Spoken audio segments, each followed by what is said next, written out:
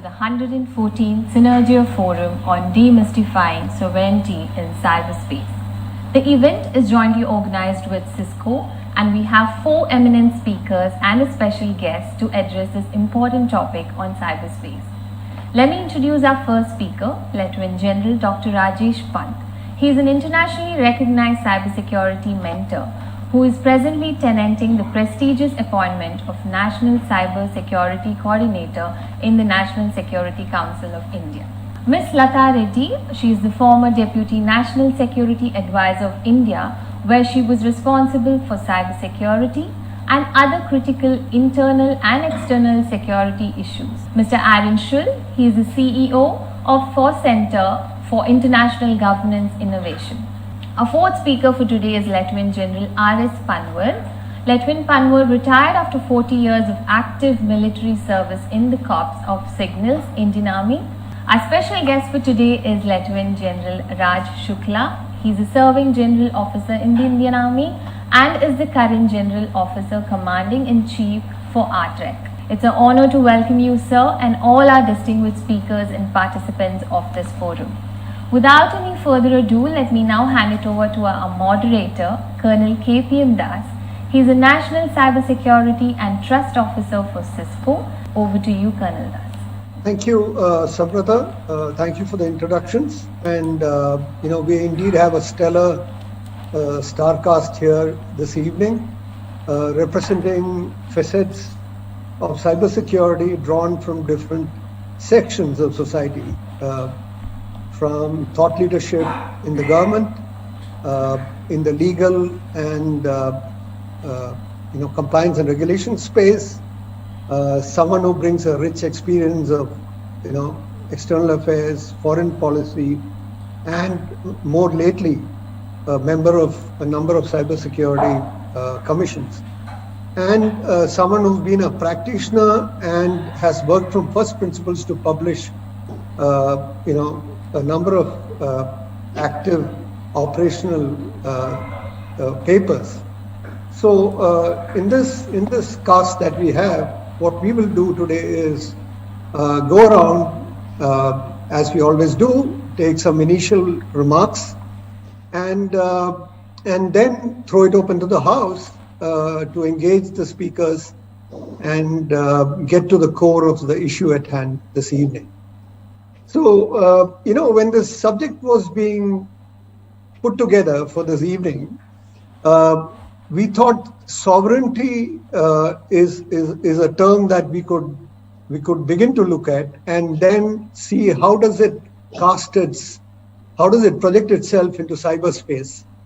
And for a moment, we are using a paradigm drawn from conventional security, which is around the spaces of territory, national territory, people, citizens, and national assets.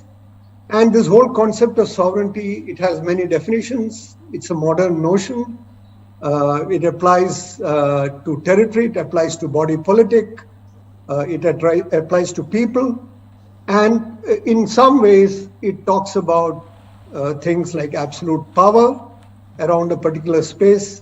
It talks about autonomy, it talks about, constraining external influence, etc.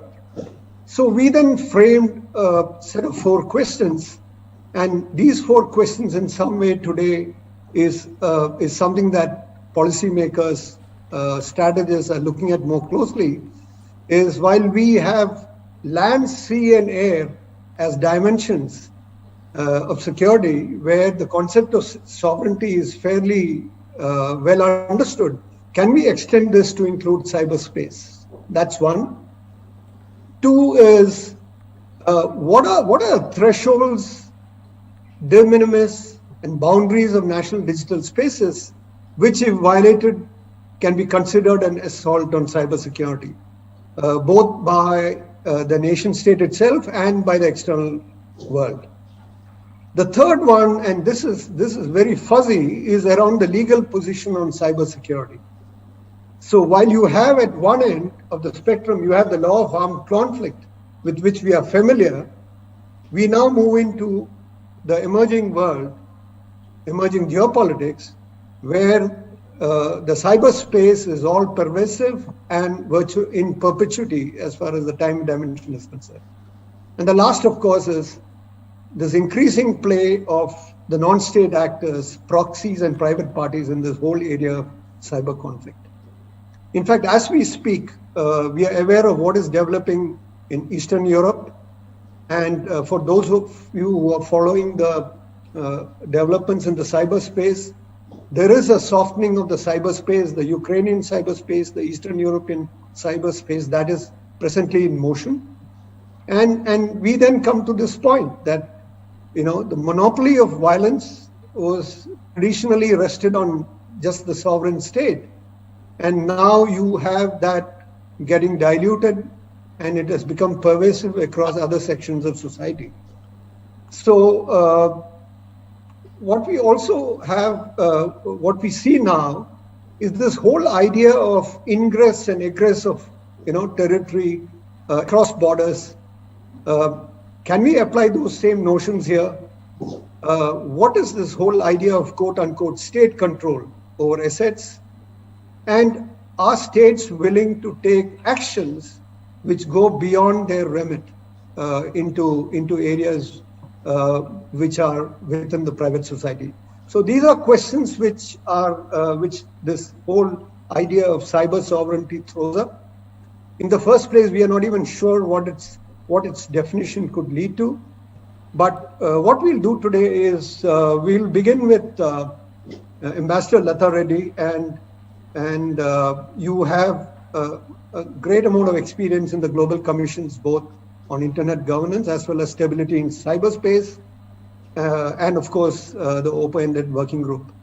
And it will also be good if you cover a little bit of your experience when you were Secretary East on how the great game which we traditionally attributed to Central Asia, Afghanistan 100 years ago, there is a sense that it is moving east to ASEAN and the South Pacific.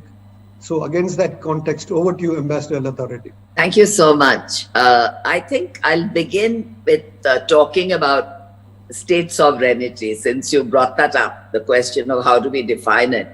The UN group of governmental experts has talked about state sovereignty and international norms and principles that flow from sovereignty, applying to state conduct of ICT-related activities and to their jurisdiction over ICT infrastructure within their territory. They have also talked about that in their use of ICTs, states must observe, among other principles of international law, state sovereignty, sovereign equality, the settlement of disputes by peaceful means, and non-intervention in the internal affairs of other states. That, I think, would be a technical definition of how this would be done. But this was only adopted by the UNGGE. And while it's been endorsed by a number of regional groups and countries outside of the GGE, the question is that it's not universally accepted. So this is one of the problems on the definition.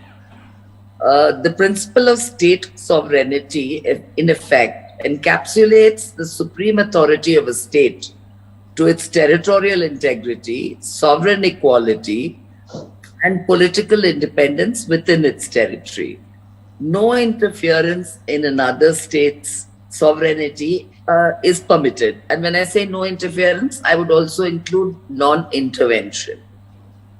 In the West, traditionally, two approaches have been adopted. One is that non-intervention does apply to certain state-sponsored cyber activity, but below that threshold, as it is defined, it will not be a breach of international law.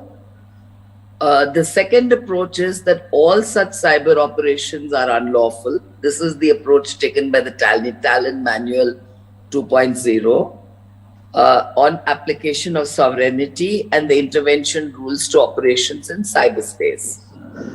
The question is there a de minimis rule, according to the legal definition? cyber attacks on critical information infrastructure, malware intrusions, surveillance, are usually remote attacks. They're not necessary for the perpetrators to be in the country where they're located. So the normal ideas of jurisprudence and jurisdiction would not apply here. But they do have a territorial dimension, and attackers do violate sovereignty. So that would be my short take on sovereignty.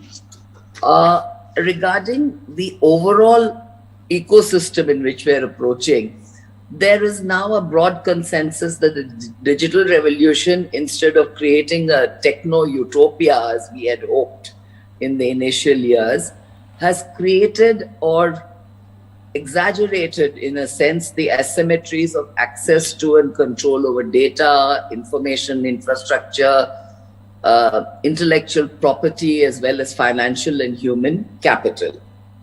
Digital wealth seems to be concentrated in the hands of a few US and China-based platforms. This narrative has created two polarizing concepts: digital colonialism and digital sovereignty. As emerging economies in Asia and Africa participate in norm-making processes and express their priorities, it's important to discuss these ideas and the misconceptions that often prevail. The UNGG, I've already mentioned that they had two specific definitions on the question of international law applicability and of sovereignty itself. But we must remember that in the initial stages, Africa was notably absent from the UNGGE, and developing Asia was also underrepresented, with only larger countries like India and Malaysia being represented. So again, can we take this as a global view is the question. As cyberspace emerged as a crucial element of individual expression, economic growth, and national security, these geographies are now working on building block style norms and legislations, both at a national and at a regional level. And these would have a symbiotic relationship with the two emerging narratives, the clashing narratives, if you like, of digital colonialism and cyber sovereignty. Cyber sovereignty is a strong yet nebulous concept, usually referring to the assertion of state control over technology-linked flows, whereby the state both defines and guarantees rights in the digital realm. The 2015 UNGGE affirmed the principle of sovereignty in conjunction with adherence to international law. And at the February 2020 convening of the OEWG, a group of states did specifically call for the inclusion of stronger statements on state sovereignty and sovereign equality. Russia and China are notably vocal on this front, but we must note that similar concerns were raised by India, South Africa, Syria, and the Philippines. Digital colonialism is another whole subject, so I'll not get into it, but as we all know, it's the question is that when the infrastructure and resources are concentrated in the hands of a few companies headquartered most commonly in the US or in China, this creates its own dynamic. So what do states do, individual states? They would try to rehouse data within their borders through data localization, enhance their own agency. And I think the question is, many of them have signed on to regional agreements like the ASEAN framework on digital data governance, etc. India, unfortunately, is not specifically part of a large regional grouping which has sort of signed on to such agreements. But that's another whole story. But while cyber sovereignty and digital colonialism are useful as sort of catchy phrases, if you like. The way they are used takes away the nuances in the discussion around norms and regulation. The cyber sovereignty has a positive connotation, as in taking back control from technology giants, as well as a negative one that leaves the definition of digital rights and duties to the states alone, and its overreach can take the form of internet shutdowns, great firewalls, and surveillance. The double connotation lends itself to confusion, since some analysts see it as being connected with cyber. Others are saying that in effect, when you accept the concept of cyber sovereignty, you're accepting an endorsement of authoritarianism or the China model. Incidentally, the China model predates and will outlast any development of the cyber sovereignty narrative in the international, as the international system and the Westphalian arrangement recognize that the state has to be sovereign. And we've seen that shift in perception by the West, by the US and by Europe, where from initially insisting rigidly that it should be outside the control of states to themselves arguing for more control by states and more regulation by states. So I think that the country's stance on cyber issues is determined by a complex interplay of economic, governance, social, and political factors. Trust in regulatory institutions is reasonably high, I would say, in India. The call for data protection is a response to concerns about privacy.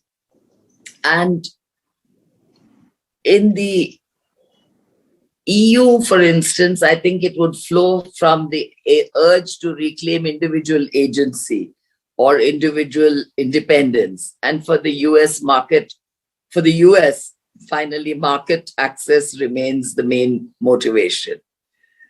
So I think the varied ways in which we are using the term cyber sovereignty, particularly in developing countries in Asia and Africa, imply that not every aspect of cyber norms or of cyber sovereignty fall under the US-China dichotomy. So I would urge that we have a more global understanding, and that the UN is still, particularly with the open-ended working group, which I see as much more open to all countries to have a voice, would be where these norms can finally be determined and some kind of universal standard established for what is cyber sovereignty and when is it taken to have been violated, when, according to international law, is another country enabled to respond in a befitting manner. So I don't think the work on this is done. I think it's very much a work in progress. And I'll stop here because I'm sure there are other views, and we can discuss this further. Thank you, Ambassador Lata Reddy. Thank you so much. And that the twin pillars of digital colonialism and cyber sovereignty is one lens through which we could potentially look at things as they fall in place. May I request General Pant, to provide the perspective from the core of the issue as it is, as a nation state sees it, in securing its interests of its citizens, of its assets, while maintaining a global perspective. Over to you, sir. Sure. Thank you, KPM, and good evening to all my panelists, including Army Commander Raj Shukla, whom I just saw. Good evening, sir. Good evening. And good evening to all the other attendees of this very interesting discussion. As Lata ma'am said, on a nebulous concept. And I'm sure even Winston Churchill would have found it very apt to say that this is a subject which is a riddle wrapped in a mystery inside an enigma. I think we've had excellent context opener from both KPM and Lata ma'am. And the two key issues I think here are sovereignty and cyberspace. So it's good to start by just expanding these two aspects before I come to what is happening at the national and the international level. Now, as far as sovereignty is concerned, the first official sanctity was given in the Treaty of Westphalia in 1648, which established that the territorial delimitation of state authority was there, and also the principle of non-intervention. So it started, as far back as 1648, and then of course we had 1945 and the United Nations, which the whole system itself is based on the principle of sovereignty, as guaranteed in the Article 2.1 of the UN Charter, which talks of the states and the sovereign and the equality and the freedom from intervention by other states, also in the Articles 2, 4, and 7.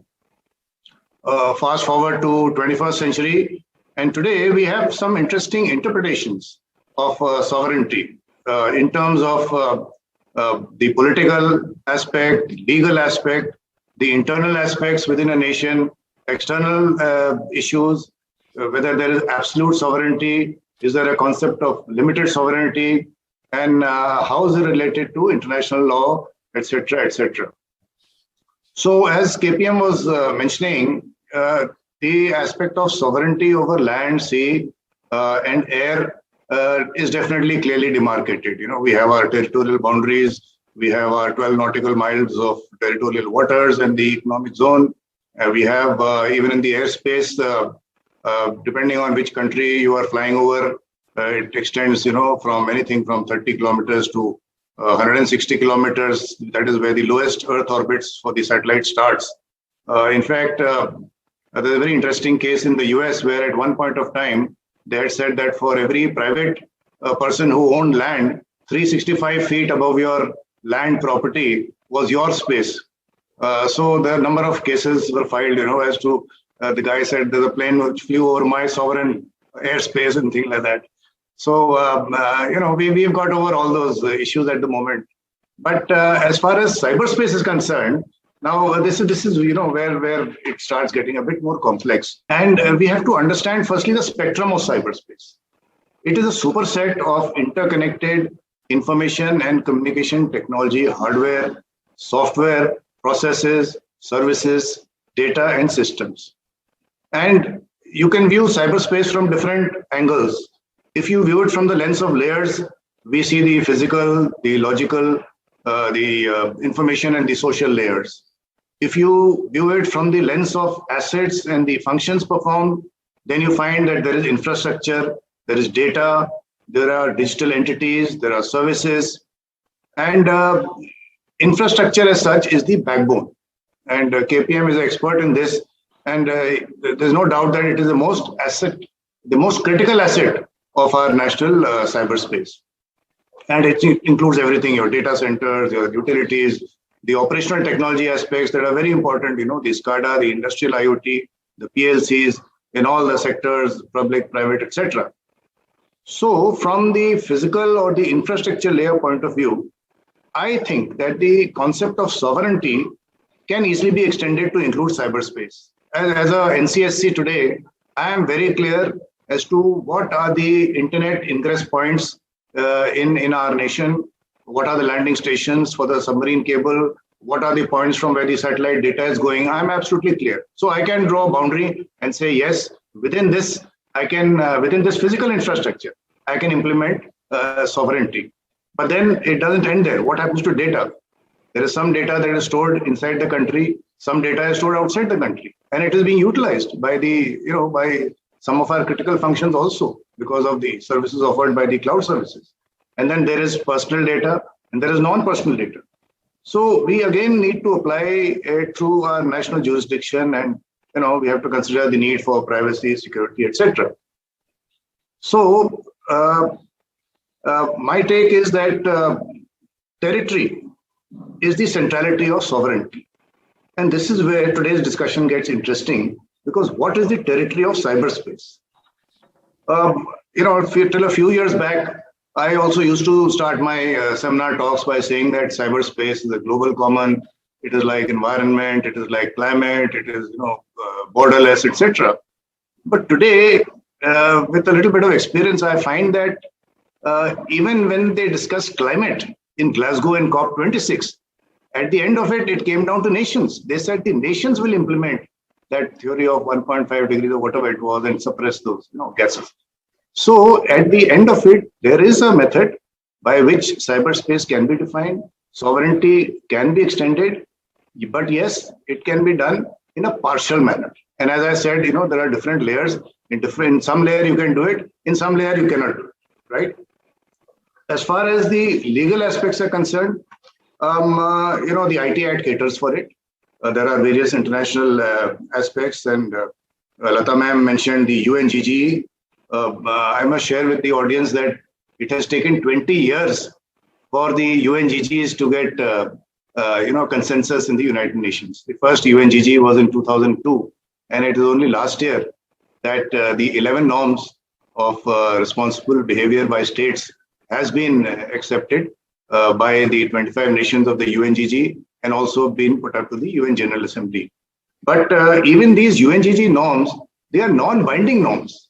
You see, this is where the problem is. Today, the cyber attacks are taking place by international, consortium of criminals. I would not say consortium, rather mafia of criminals. But their rules are not, supporting of us.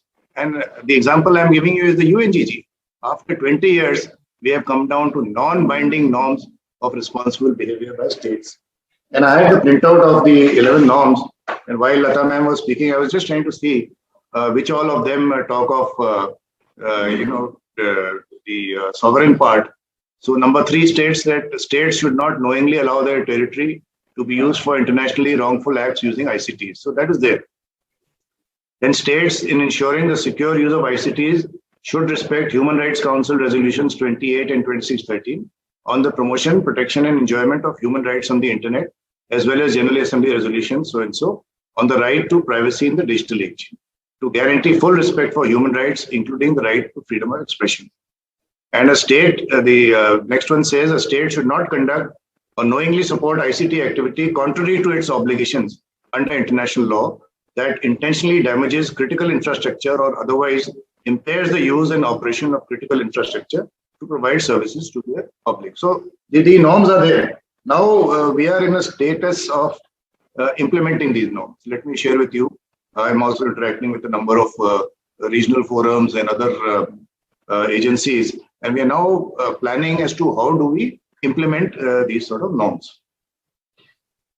Finally, as far as our national strategy is concerned, I will share with you how we define national cyberspace and national sovereign cyberspace.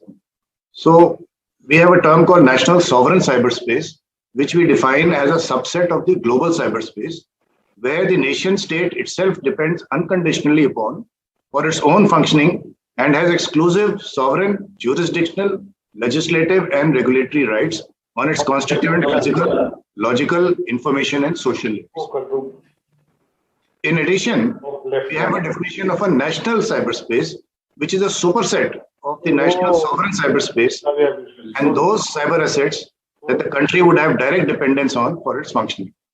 For example, as I said, some of the data may be hosted outside, which could be part of your, critical assets. So that would form part of the national cyberspace. But the national sovereign cyberspace is something which is within.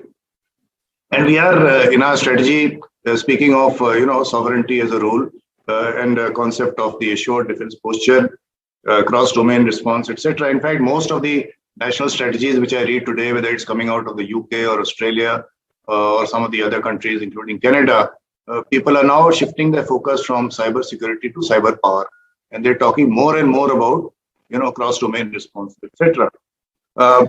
As far as the threshold is concerned, it's difficult to discuss in a forum like this, but it would vary definitely depending on the situation, and of course, what is its impact on the critical infrastructure. So I think I will take a break here and wait for the subsequent discussions. But those are some of my initial thoughts on sovereignty in cyberspace. Thank you, KP. Thank you, sir. And it's It's very good that you've taken a shot at trying to define the national cyberspace and the sovereign cyberspace. It's clearly a step ahead in this conversation, and it will be interesting to get other perspectives and how countries around us also look at this in terms of drawing lines and dotted lines and red lines, etc. Interestingly, you made a point about this, some of that being non-binding, which in some ways is a challenge, and maybe in some ways it's an opportunity as well. So I'll invite Aaron to come in and share his opening remarks. I did read your article, Aaron, which you wrote last month, in which you repeatedly talked about sovereign cyber capacity. I didn't read it well enough to fully understand it, but over to you. Looking forward to listening to you. Yeah, perfect. Thank you very much for that, Colonel. And I would commend that article to your audience. If anyone has any trouble falling asleep at night, just give that a read and it'll be sure to put you right to sleep. So we were asked a few questions. And the first question was, can the concept of sovereignty be extended to cyberspace? Well, the short answer, of course, is that it already has. And I'm going to bifurcate my comments in terms of the security side. But really what we're also seeing is censorship of contents, restrictions on the internet, regulation and laws related to the internet, content takedowns, blocking and removals, data localization and storage in the context of connected devices. So if that's not sovereignty, I don't know what it is. It's the exertion of exclusive control in a jurisdiction. So that much is clear, and that's been happening for a long time.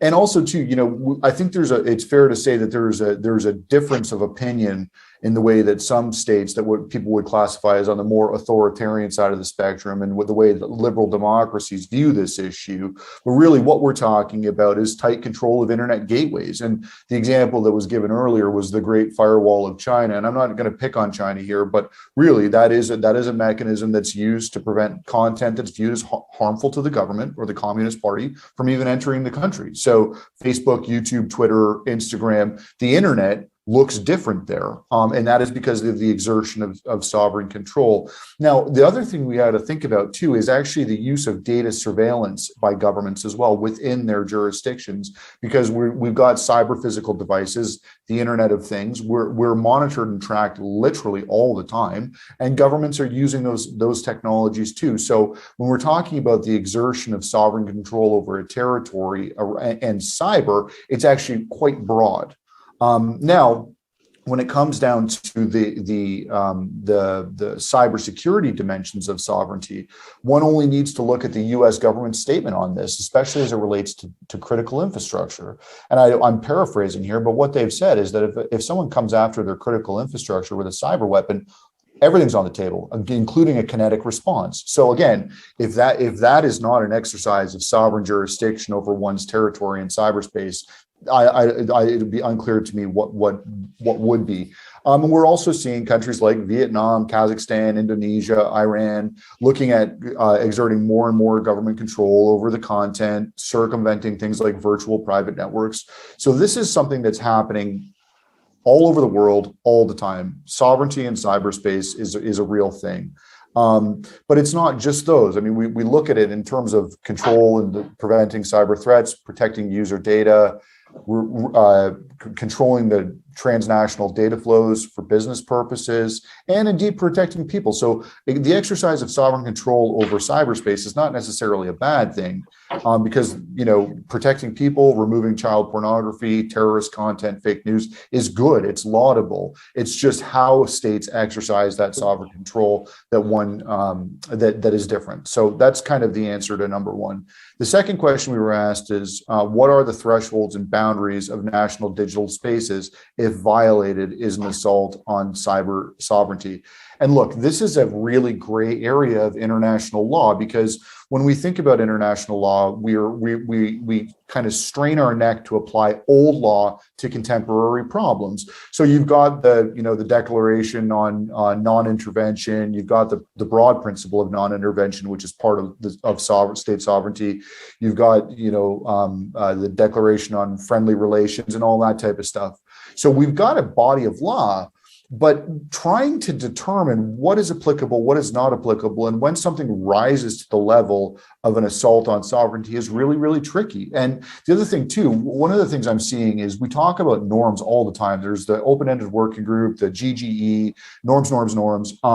And one of the norms, here's a good one, is don't go after each other's critical infrastructure. That's like one of the norms. It's the group of governmental experts. We will not go after each other's critical infrastructure, except that state practice is going the exact opposite way.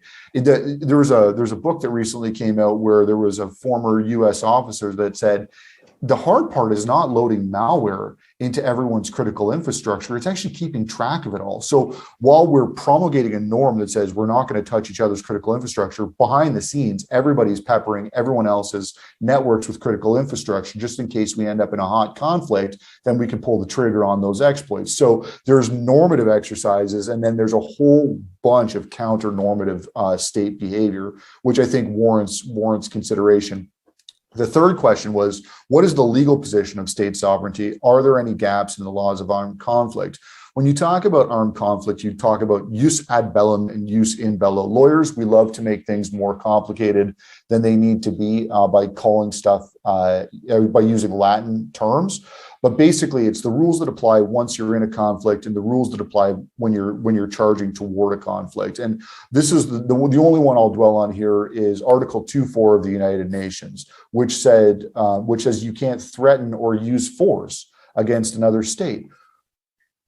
So that's the problem. When does something rise to the level of force? What is force? When that rule was set out, it was easy. It was like, well, there's tanks amassing on a border, there's planes flying and battleships moving. But when we're talking about ones and zeros on fiber optic cables, it's a very different construct. And so the legal world has a hard time understanding the applicability of that. So all that to say, it's a gray zone. But why that matters is because states are taking advantage of the ambiguity. Right. And it's not like to be clear, it's not just we talk about Russia and China. The point here is that most states, the strong states, the United States, even my own state, we like the ambiguity because it gives us operational capacity. Right. It gives us a tool set that we would otherwise not have. If we were all constrained by clear legal rules for which there was sanction for breach, it would constrain operating capacity. And there's pockets within government that like that operational flexibility. It's a different tool in the toolkit. So, and then the final thing we were asked was, how can we factor in the relevance of non-state actors, proxies, and private parties in this arena of cyber conflict? And I would just say here, it's a legal nuance, but we're not dealing with armed conflict. If we're dealing with private parties, we're dealing with criminal law. And if we talk about the problems as it relates to states, it's almost worse when it comes to criminal law. Trying to prosecute someone, a transnational criminal actor, trying to get the evidence, trying to get an extradition in place, trying to get them in front of a court is a nightmare. The legal system as it relates to prosecuting international cybercrime is deeply, deeply broken and flawed. And sorry to be such a downer on this meeting, but the state of affairs as it relates to the law is just not very good. Thank you, Aaron. You've thrown up a lot more questions than answers here, and in some ways, you have this whole framework, which was pre-modern framework of law governing conflict, which I think is now dead and buried. We'll talk about it a little later, but I'll now like to come to General Panwa. And, amidst all this concept of state autonomy, control, cyber sovereignty, cyberspace versus sovereign cyberspace, etc., on structures and capacities and things like cyber commands, etc., to exercise the notion of sovereignty, do you have any thoughts? And of course, please add your own. Thanks, KPN. It's great to be here in this panel. A lot has already been said by the previous panelists. I'll try to steer clear, not clear, but certain parallelism will be there. But certain aspects which possibly have not been touched upon, including the one question which you just threw at me. Firstly, on the concept of sovereignty, whether it can be extended or not, like Aaron said, practically it is already there, and the earlier GGEs of 2013-15, they have really clearly endorsed the fact that sovereignty applies in cyberspace.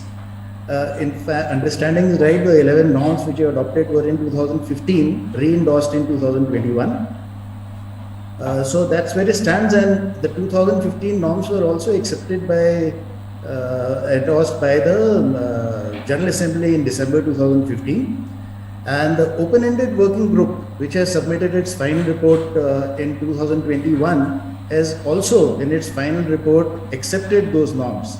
So I think whether sovereignty applies in cyberspace or not, that is not the real question. The real question is whether how it will be applied. Those norms will be applied, sovereignty principles will be applied in cyberspace, as Aaron brought out that those were the jurisprudence in sovereignty was developed based on physical conflicts, so to say, physical aspects of sovereignty.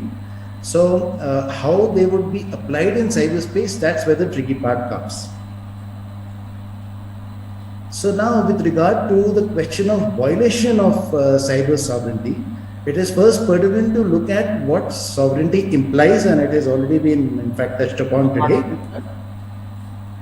That when a state exercises authority in another state's territory without consent.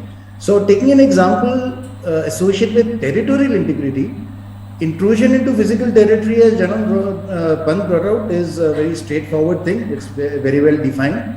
So there is no straightforward way in how you can detect intrusion in cyberspace. And Janan Pant talked about various layers. So the physical layer, the infrastructure is grounded in physical space of a nation. So that could be one way of going about it. However, the Talon manual circumvents this problem by adopting an effects-based approach. As an example, if state A damages ICT infrastructure on the territory of state B, sovereignty may be taken to have been violated. So that's one way of looking at it, because of the nebulous nature of cyberspace, of the higher layers of cyberspace. The Great Firewall of China was also touched upon by Aaron. Now, perhaps there is one more way in which boundaries around sovereign cyberspace could be established. In fact, one of your key questions stated, can we establish boundaries around the digital cyberspace? So if we take this cue of the Great Firewall of China and establish firewalls on the landing points wherever it lands in a state, if we establish our firewalls there, that would be some sort of a setting up our boundaries at the edges. But this approach, as of today, would be derided upon by definitely the liberal democratic world, as also the advocacy groups which talk about free flow of information. There are also issues related to the encrypted channels which will push through these firewalls. So encrypted channels would have to be addressed if this sort of an approach has to be adopted. So anyway, how we establish the boundaries? Like I said, an effects-based approach or this physical approach, both can be thought of. Cyber intrusion is, of course, not the sole cause which could lead to violation of sovereignty. Now, this is important. Any external intervention in a government function of a sovereign state would amount to violation of sovereignty. Interference in electoral process of another state is a demonstrative example. We've seen the interference in US elections, French elections, and so on and so forth. What is important to note here is that creating physical effects, such as making electoral cyber infrastructure non-functional, that effects-based approach which I was talking about, or even milder cyber effects, such as slowing down electoral computers, both of which are cyber effects being created, are not the only types of intervention possible. What about malicious propaganda or psychographic targeting of the electorate? These are examples of cognitive effects being created through cyberspace, through messaging over social media platforms, which too could interfere with electoral processes. In fact, that's what was mostly done. So does violation of sovereignty per se amount to an illegal act as per international law? Here there is an ongoing debate between two opposing views. First, saying sovereignty as a rule versus sovereignty as a principle, for which the jury is still out. From the point of view of justified response by a victim state, when sovereignty is violated, there are two thresholds which are established in international law, which is also touched upon by Aaron as well, I think, General Pant. Right to self-defense in the case of an armed conflict, and countermeasures in the case of violation of principle of non-intervention. Now, if the sovereignty as a rule argument is accepted, then mere violation of sovereignty would be the first and possibly the lowest level of threshold, crossing of which would justify taking countermeasures. Actually, our ultimate aim is to see, we are talking of terrorists, the last key question which you had, terrorists and non-state actors and even states taking recourse to intrusions on sovereignty. Under what conditions are countermeasures permitted to be taken as per international law? So that's what is the key issue. So in the case of cyberspace, a cyber attack which is equivalent to an armed conflict, the highest level of threshold, would in any case be extremely difficult to achieve. Although we can paint examples. So for example, if the nuclear reactors of a state are tampered with, which results in deaths, large number of deaths, that would be equivalent to an armed conflict, effects of an armed conflict. Even proving that the principle of intervention has been violated may prove to be difficult in normal sorts of cases what we are seeing of cyber. However, using an effects-based approach, it is comparatively easy to prove that violation of cyber sovereignty has occurred, thus justifying recourse to countermeasures. So coming to now the next part, that the question that you asked me. Before I close, I would like to state that at this juncture, clearly the potency of attacks in and through cyberspace are increasing at an alarming rate.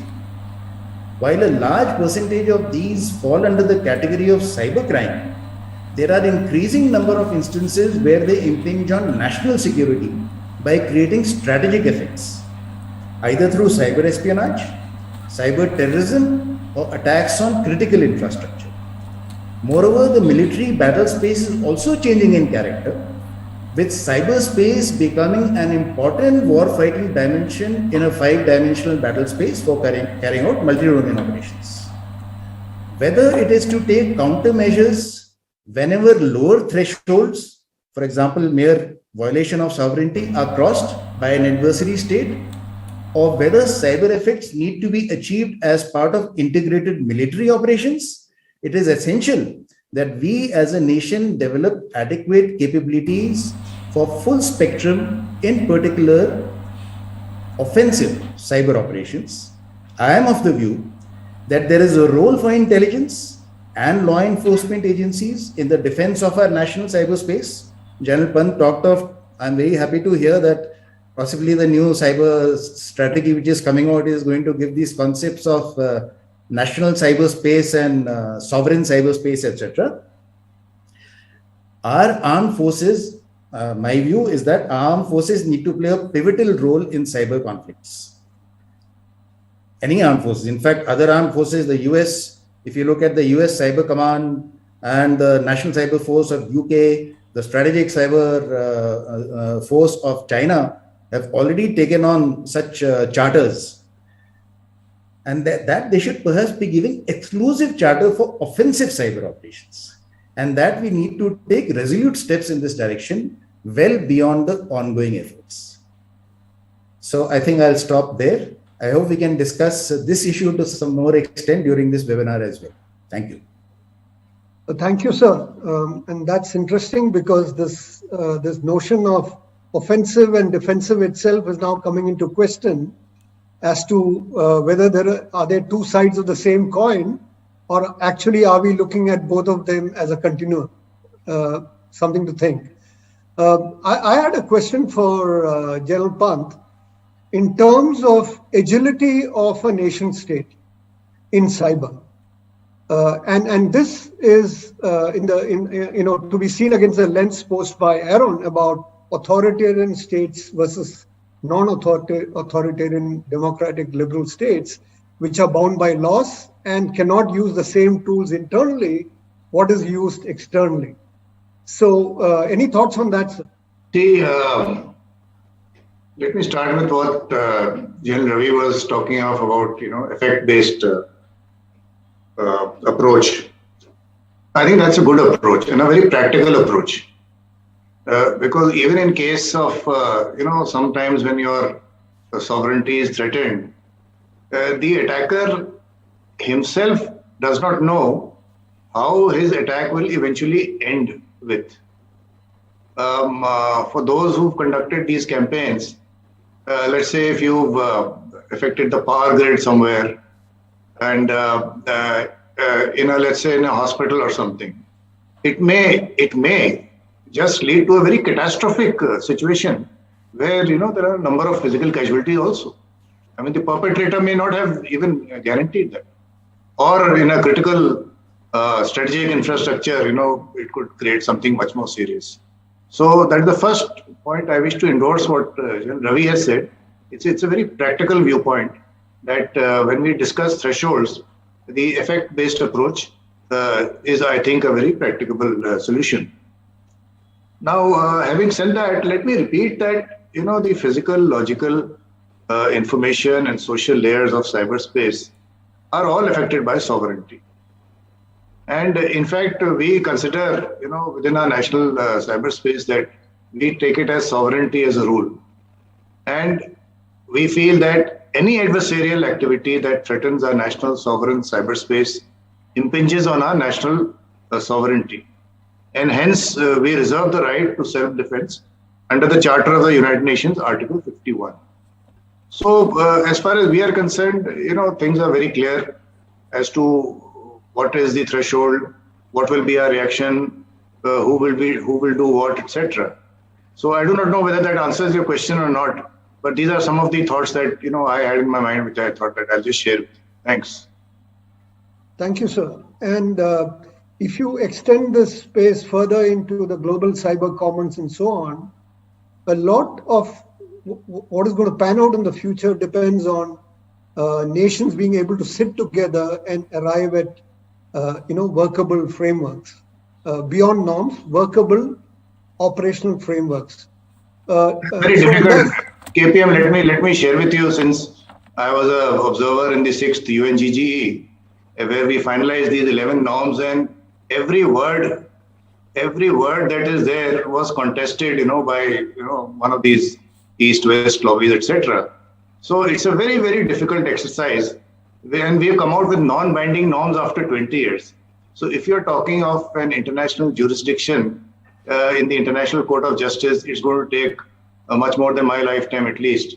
And even the talent manual, which we are quoting, I found that talent 2.0, initially I had a lot of hope on it. It defines what is cyber weapon, what is cyber war, thresholds, etc.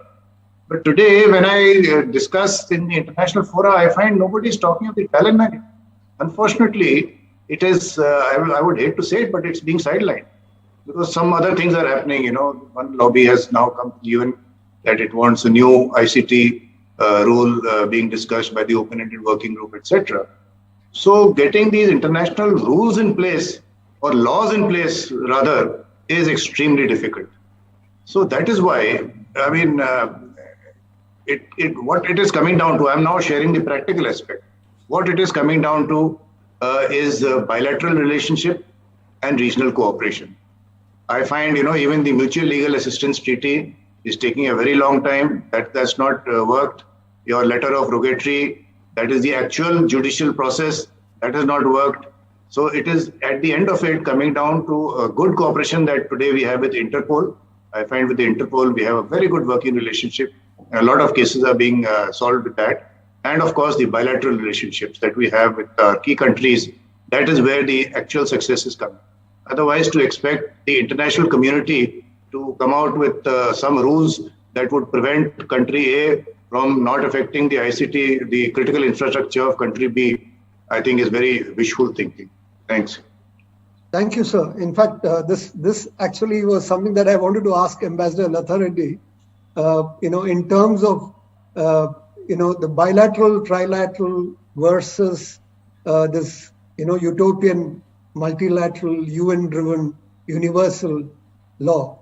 And invariably you find that short-term priorities overtake long-term, vision-driven priorities, and that drives you to settle quickly, especially with your neighbors and with some of the great powers. You set up, things like 2+2, etc., with cyber now getting on the agenda. So, Ambassador Lata Reddy, one question is: do you see Quad, taking center stage as far as cyber is concerned? Do you think it will carry the cyber agenda through?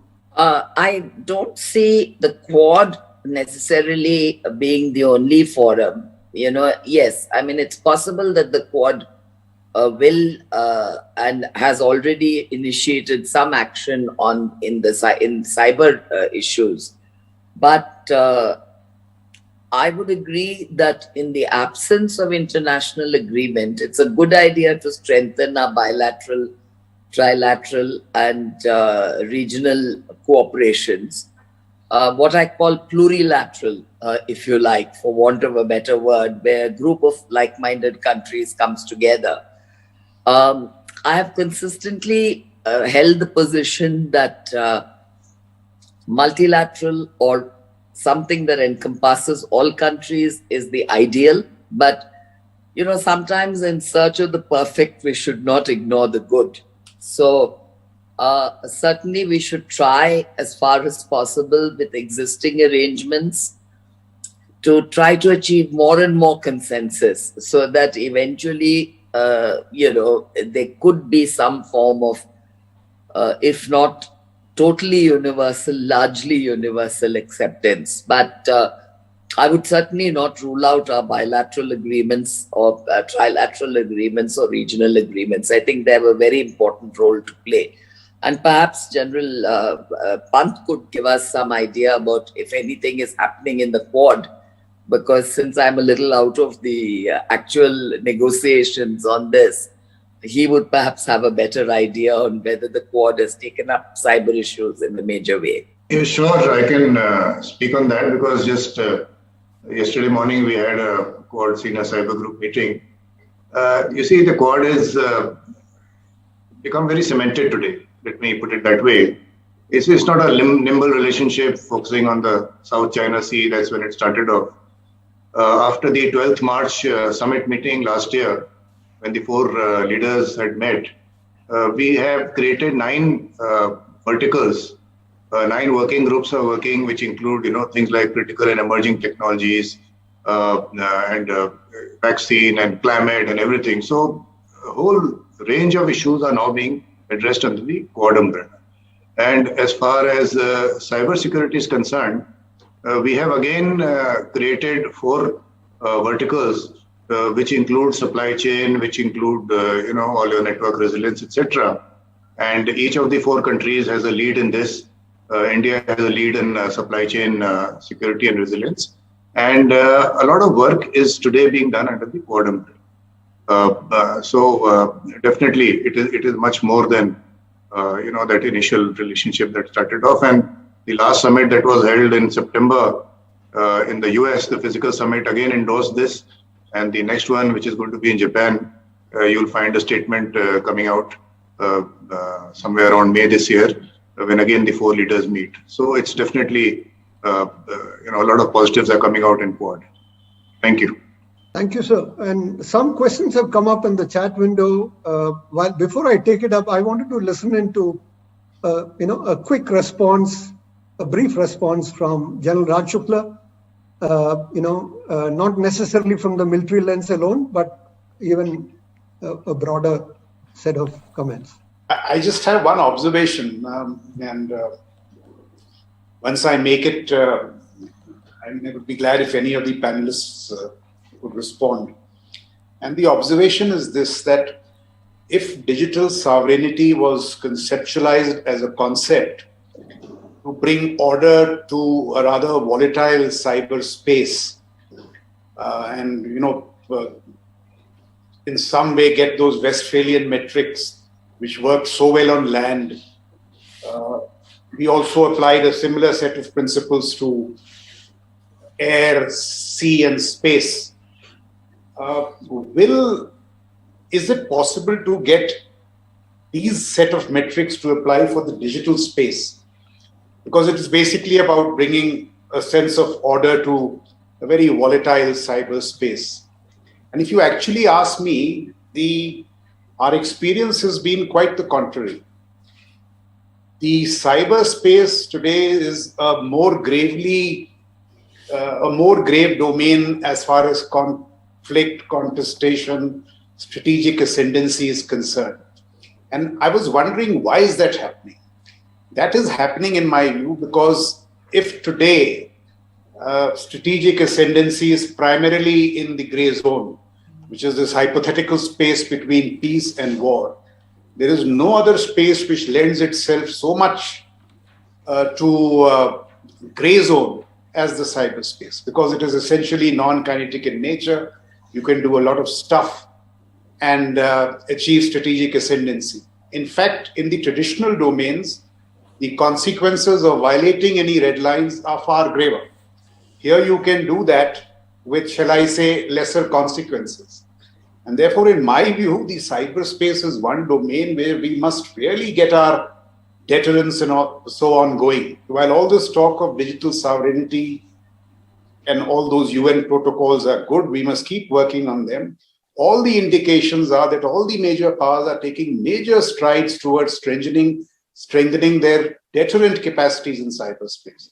We know what the Chinese have done, the Strategic Support Force. See what the Strategic Forces Command has done in UK, where all commanders are talking of projecting power into cyberspace, dominating cyberspace. So that, and why? Because only once you acquire such power will you be able to impose responsible behavior in the cyberspace. If you personally ask me, theater commands can wait. Cyber command cannot. And there is so much to be done. And things are only going to get worse in this domain. I see the internet getting fragmented. I see Yuval Harari's prediction of a digital curtain replacing the iron curtain round the corner, if not in years, in a decade or so.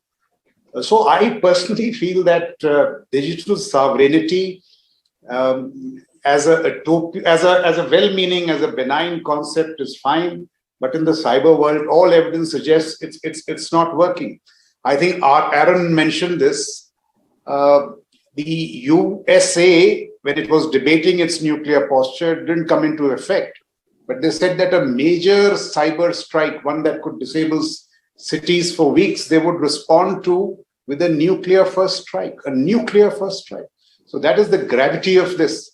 And it was no less than the vice chairman of the JCS who said this. So I do know that a lot of work is being done in this domain, and General Pant told us what has been done. But I think the future is a great deal about cyber and space.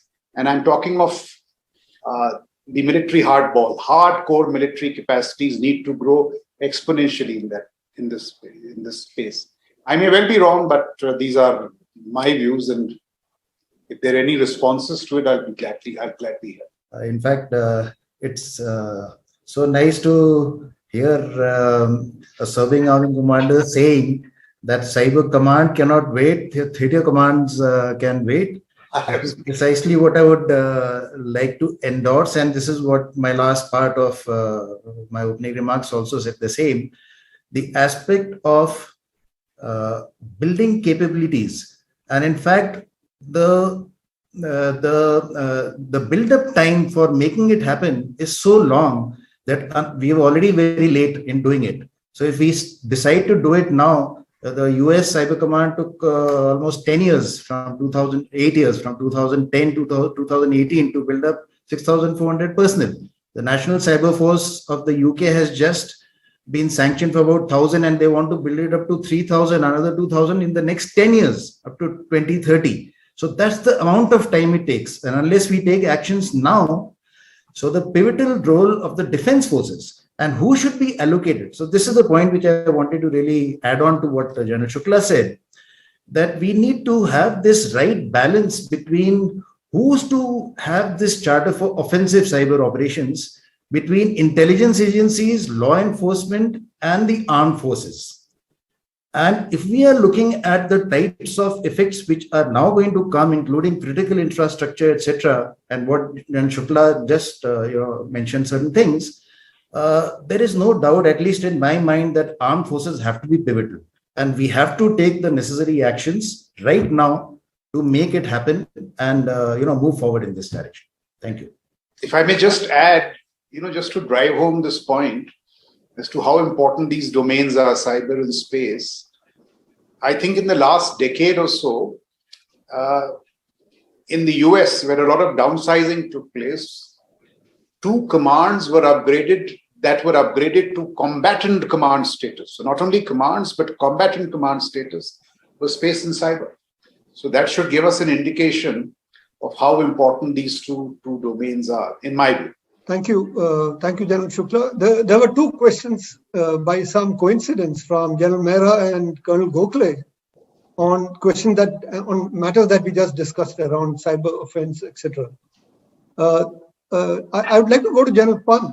There's a question that's come from General Money, C Money, indicating that if we are talking about digital colonialism, aren't attempts by nation states to build their own chip, to build their own operating system, etc., only moving it further towards colonialism, digital colonialism? Yeah, thank you, General Money. I have not met him for some time, but it's good to at least hear a question from him. We are old friends. But you see, the 2 things are slightly different. When we talk of our own semiconductor industry and building our own capability, we are addressing the supply chain issue because of events that have taken place in the recent past. You're aware as to how between the tech wars that is still going on, everything from your electric cars to other aspects were affected because of the semiconductor shortages. That is one. Second is that there is a question of trust in the semiconductors, because a lot of them were coming out from one particular country, and there were cases of firmware being implanted and some hardware modifications taking place, as a result of which data was being sent somewhere else.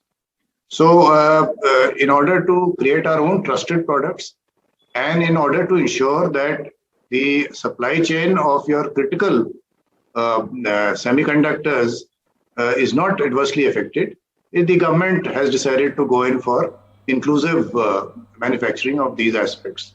So I don't think that is related to the digital colonialism part. The digital colonialism part is what China is doing in certain countries like Africa, etc. Where there is a great digital divide, and because of their prowess and their easy accessibility and their debt trap tactics, etc., they are now trying to extend their regimes, their digital regimes, into some of these nations. So that would be digital colonialism. But I think the supply chain aspect is a different issue. Thank you. Thank you, sir. What we'll do now is we'll do a quick round of a minute each from each of you, and over to Aaron. If you could just summarize your position on this, that'd be useful. Sure, I'll just pick up on the thread that my colleagues raised and make 3 points or 3 observations about the way that states behave. Number 1 is tit for tat. They say, if you kick my dog, I'll kick your cat. And so that is a way that states will operate inevitably. There will be if there's an action, there will be a response. That's a given. Number 2, we are connecting everything we possibly can to the internet. So cyber physical is a real thing. Critical infrastructure is a real thing. It's going to get worse. The attack surface is going to get bigger in our own states and in those states that oppose us or would be considered adversarial. That's a second given. The third given is that states will inevitably act in their interest. And what we're seeing here is a tension between the short-term interest and the long-term interest. Short-term operational capabilities and flexibilities make tons of sense, but long-term, all of our interests, all states, adversarial, liberal democracies, authoritarian, whatever you want to call them, all of our interests are the same because we're all hooking everything up to the internet. We're all using this technology. We're all expanding our threat vectors, and we all want long-term stability. But the way that we're behaving right now in the short term is counterintuitive to long-term stability. Thank you. Ambassador Lata Reddy? My own feeling is that, firstly, I wanted to completely endorse what General Shukla said, that I think the Cyber Command is urgently needed.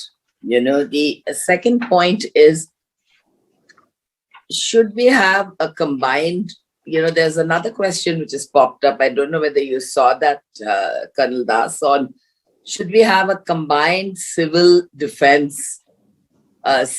and defense forces approach, and should it be headed by the armed forces? I think this is a very interesting point because they're comparing it with China's approach, where China, the SSF, is essentially coordinating all the approaches. I'm not sure the Chinese model can apply to India, because in India we have always maintained that political decisions have to be in coordination between the civilian authorities and the defense authorities.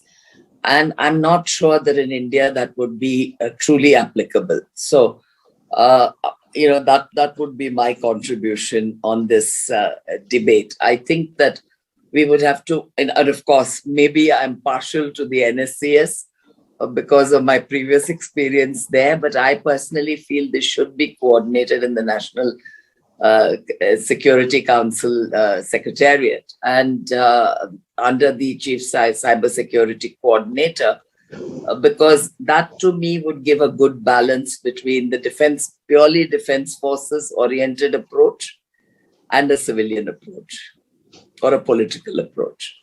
Thank you, ma'am. Before we go to the last word by General Panwar, your closing thoughts? Yeah, sure.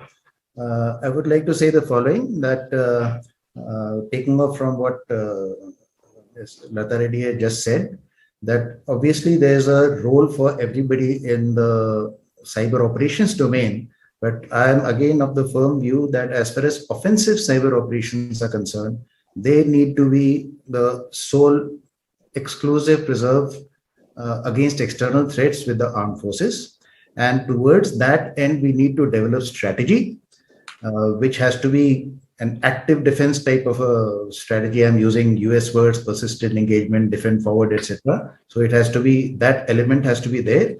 We need to build up our organizations in terms of what we've said, the Cyber Command.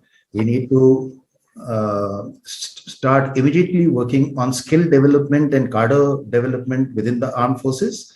And we also should not forget that in this entire thing, not just focusing on the technical cyber expertise, we also have to look at the cyber influence operations and who does that, because this is all part of the gray zone operations. So cyber influence operations, how that expertise is built up also has to, in large part, armed forces would need to get involved. I'll stop. Thank you. Thank you, sir.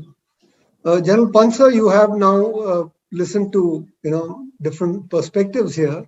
Of course, we move towards the military lens a little later, but how do you look at this from a 360-degree point of view, sitting front and center, at least as far as India is concerned, in the cyberspace? See, we are very clear about our sovereign cyberspace, and what I want to emphasize is that there has to be a whole of nation approach. You see, today our critical infrastructure, a large percentage of it is with the private sector.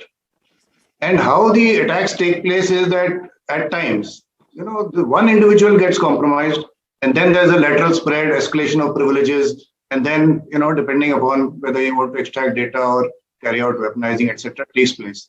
So the individual is important, the private industry is important, academia is important, businesses, government, everybody is involved in the protection of national cyberspace, which is why, it's very important that we have to go beyond whatever we have discussed in the defense part, I totally agree with what General Shukla has said. Today, it is gray zone warfare is all about cyber. What General Ravi has said about the importance of cyber command, totally agree with every panelist. But the way, and since you mentioned the perch in which I am sitting, we are looking at a whole of nation approach. And I think I would like to end on that. Thank you. Thank you, sir. That's truly a fitting finale for this conversation. And I think this is a very interesting issue which Ambassador Reddy raised. And so let's see what the parallels are. Strategic support force is what has happened in China. USA is very interesting. The last elections or the elections before that, the US Cybercom boss said that I learned of Russian hacking into the American electoral system from the newspapers. And then they took this decision of expanding the mandate of the US Cyber Command, and the 2016 elections were secured by the US Cyber Command. Now, but within that, within the Cyber Command, it is certainly does not contain only military personnel, because in emerging national security domains, every organization must have the humility to admit that no single organization has the talent to drive capacities. So it has to be civil-military fusion within these structures. So even if a cybercom does come up, it will have people, these new talent pipelines. And this is something we really need to work towards. Another model could be the Israeli 8200, 9300 model, where they get people, the brightest minds from the universities, get them to the 8200, 9300, and don't retain them. I mean, a person wants to leave in 4 years, he's welcome to go. 6 years, he's welcome to go. But a graduate from the 8200, 9300 in the, shall I say, employment space is likened to a Stanford graduate. So this is how talent pipelines are moving. So it's certainly about civil-military fusion. It is certainly about new pipelines. But at the end of the day, there must be one organization which should be responsible. So I'm saying, I would say the answers are complex. There has to be civil-military fusion, but there has to be accountability at a certain level. The UK model is another model where the GCHQ and the Strategic Forces Command are working in close harmony. So there are many of these models to pick from, but our capacities need to grow, I would say, exponentially in this space. Thank you for your thoughts, General Shukla. We are leaving this debate at a very interesting point. It just opened up a whole lot of frontiers. And thank you so much to all the panelists, and over to Samrata. Well, thank you for this interesting session. In the interest of time, we still have more questions from Synergy as well, but perhaps we can email it to all our panelists here. So thank you once again on behalf of Synergy Foundation. Thank you for your time.